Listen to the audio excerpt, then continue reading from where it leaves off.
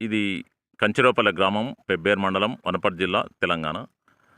ఇక్కడ 5 అంచెల వ్యవస్థ అంటే మల్టీ లేయర్ సిస్టమ్‌లో తోటలు పెంచుతున్నారు. ఈ భూమి యజమాని పేరు ఇల్లెందుల రామ్‌కుమార్ గారు. ఇక్కడ ప్రకృతి గో ఆధారిత వ్యవసాయం అమలు చేస్తున్నారు. రామ్‌కుమార్ గారు భూ యజమాని. ఆయన మాటల్లోనే ఆయన ఎలా అమలు చేస్తున్నాడు, పాలేకర్ గారి విధానం, ప్రకృతి వ్యవసాయం చెప్తారు వారి మాటల్లోనే. నా పేరు ఇల్లెందుల రామ్‌కుమారు. నా భార్య పేరు ఇల్లెందుల రాధిక. మాది వనపర్తి పట్టణము.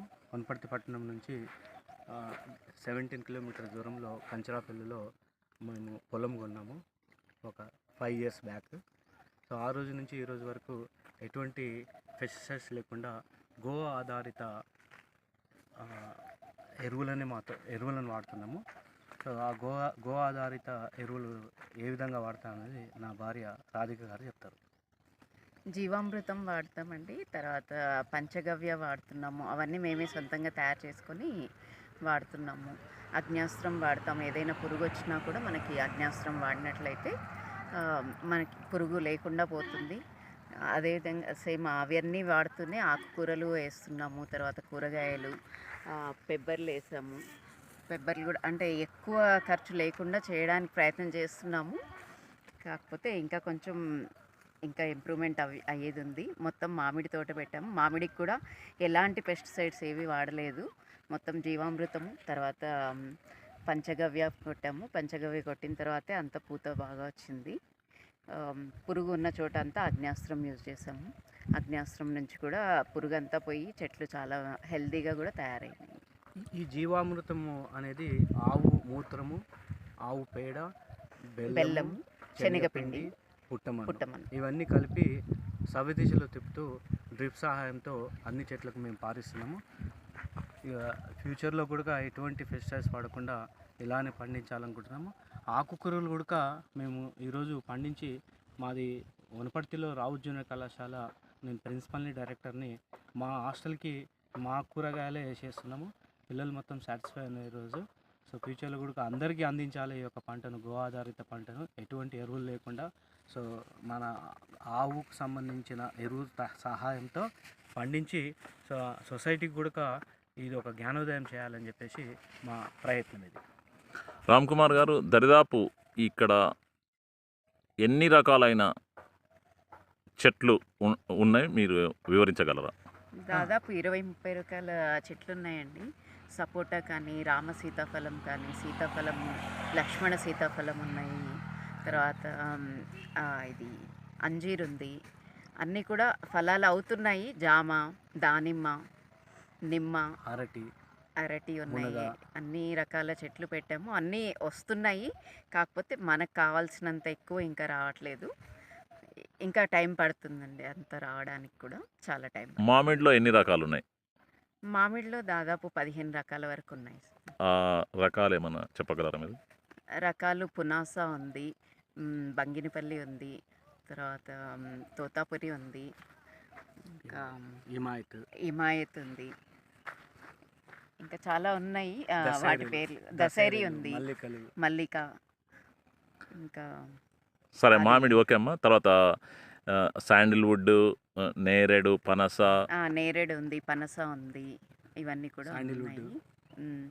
వైట్ శాండిల్వుడ్, రెడ్ శాండిల్వుడ్, అరటి మొక్కలు ఉన్నాయి.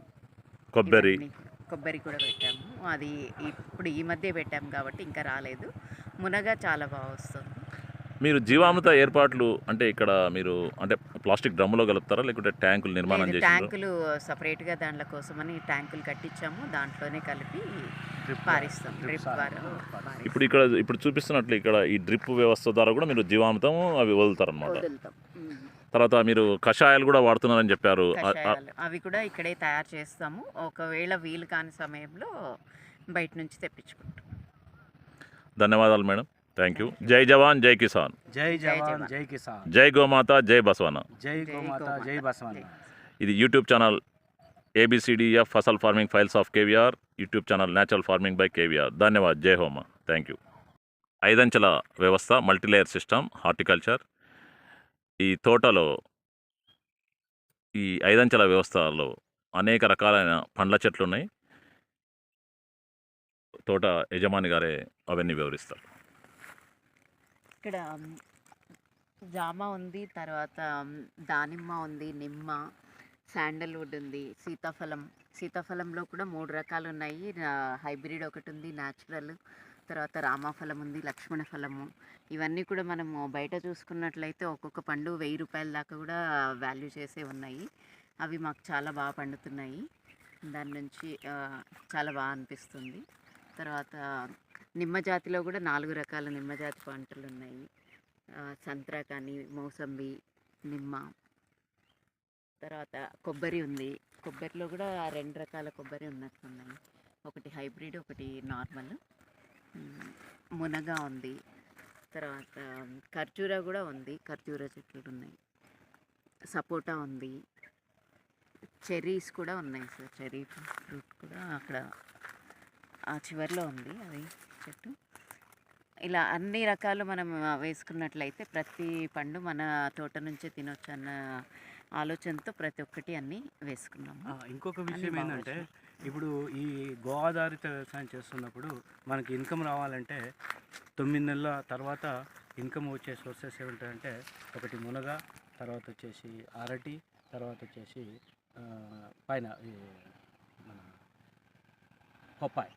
సో ఇవి మనము వీటి ఎంత మధ్యలో ఖర్చు పెద్ద చెట్ల మధ్యలో వేసుకున్నట్లయితే మనకు 8-9 నెలల నుంచి మనకు ఆదాయం చూడొచ్చు. కాకపోతే అనుకున్నంతగా రాదు. మనం దానికి టైం కేటాయించాల్సి వస్తుంది. ప్రతిదీ తొందరగా కావాలంటే రాదు. వెంటనే అయితే ఫలితం చూడలేము.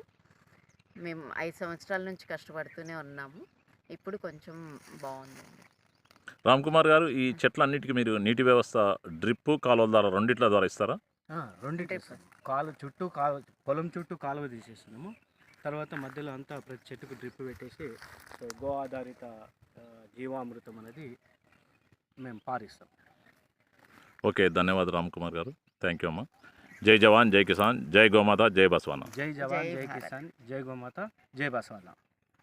ఈ వ్యవసాయ క్షేత్రము రామ్ కుమార్ గారు యజమాని. రామ్ కుమార్ గారు ఈ జీవామృతము తర్వాత ఈ పంచగవ్యలు ఎలా ఏర్పాటు చేస్తున్నారో రైతు మాటలను వివరిస్తారు. మా కంచరాపల్లి ల్యాండ్లో మేము 5 ఇయర్స్ బ్యాక్లో ఇవన్నీ తీసేసుకున్నాము.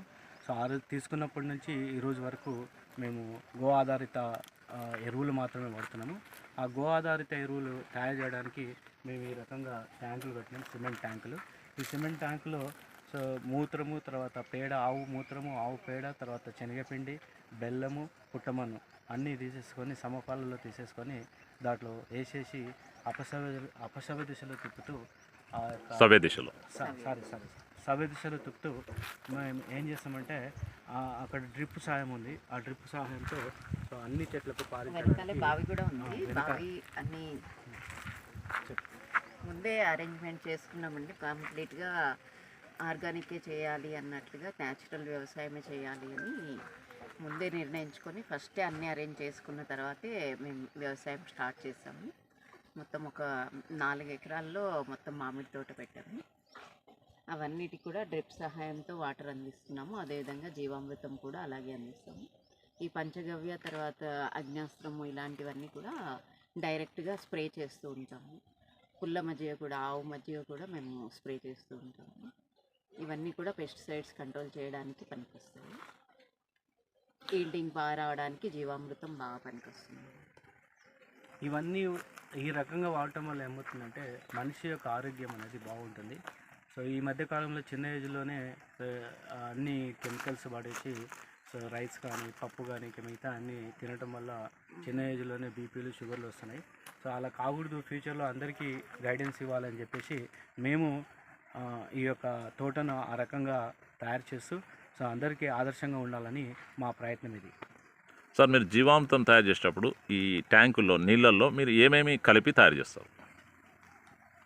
ఆవు పేడ, తర్వాత ఆవు మూత్రము, బెల్లము, శనగపిండి, పుట్టమన్ను, ఈ 5 రకాలు కలిపేసి తయారు చేస్తాం.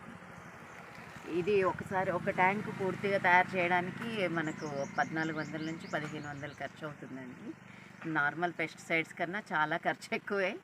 అయినా కూడా భరిస్తున్నాము. అని చేయాలి, మనం ఖచ్చితంగా న్యాచురల్ ఫుడ్డే తినాలన్న ఆలోచనతోని అన్నీ భరించి చేస్తున్నాము. ఇంటర్ క్రాప్గా కూడా ఒకసారి పల్లి వేసాము, మినుములు అలా వేస్తూ పల్లి కూడా మేము పండించిన పల్లియే తీసి నూనె తీసుకొని అదే వాడుతున్నాము.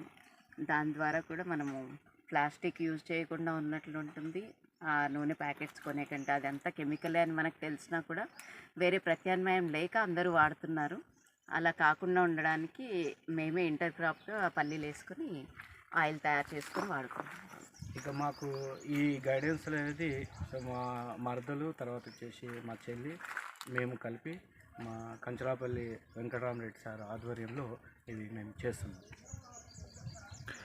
ఈ రామ్ కుమార్ గారు వీళ్ళు వాళ్ళది రెగ్యులర్ వేరే ప్రొఫెషన్ బిజినెస్ ఉన్నప్పటికీ కూడా వ్యవసాయం మీద మమకారంతో వీళ్ళు ఈ ప్రకృతి వ్యవసాయం, గో ఆధారిత వ్యవసాయము వీళ్ళు చేస్తున్నారు. ఇది 5 అంచెల వ్యవస్థలో దరిదాపు ఎన్ని ఎకరాలు సార్ ఇది మొత్తం? 9 ఎకరాలు. 9 ఎకరాల్లో మల్టీ లేయర్ సిస్టంలో హార్టికల్చర్ వ్యవస్థ, కొంత వరి పొలం కూడా వీళ్ళు అమలు చేస్తున్నారు.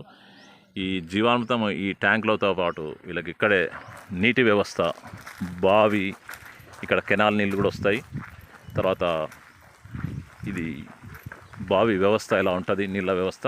తర్వాత ఈ జీవామృతము ట్యాంకుల నుంచి ఈ డ్రిప్ వ్యవస్థకు పంపింగ్ చేసి ఈ డ్రిప్ ద్వారా జీవామృతము చెట్లకు నీళ్ళ ద్వారా ఈ చల్లని సమయాల్లో, అంటే పొద్దున 7 గంటల సమయంలో లోపల, సాయంత్రం 6 గంటల తర్వాత జీవామృతము ఈ డ్రిప్ ట్యాంకుల ద్వారా ఇస్తారు.